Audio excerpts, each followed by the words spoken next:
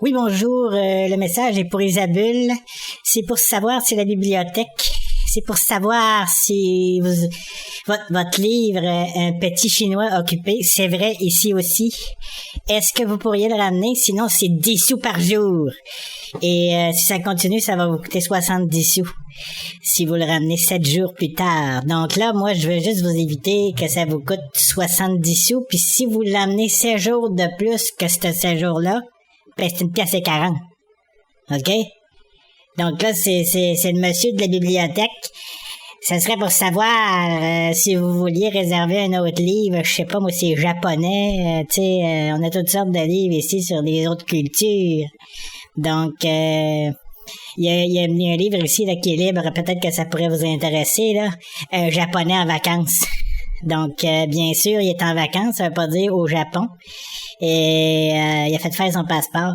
Fait qu'il est sorti. Il est sorti du Japon. Donc, il y a aussi un livre sur la Corée du Nord, mais eux autres, là, je te dirais que souvent, quand ils sortent du pays, ça finit en noyade. Donc, c'est un petit peu moins le fun à lire, là.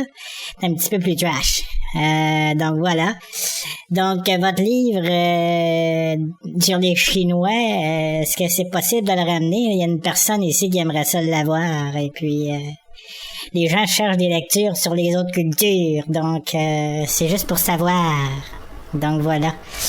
Alors, moi, je vais vous éviter que ça vous coûte trop cher d'amende. Et d'ailleurs, si vous ramenez votre livre avant 1,40 $, ben on vous donne justement un sac d'amende. Donc, je pense que c'est très, très avantageux, là, premièrement, de respecter les Chinois, là, mais aussi ramener les livres qui les concernent.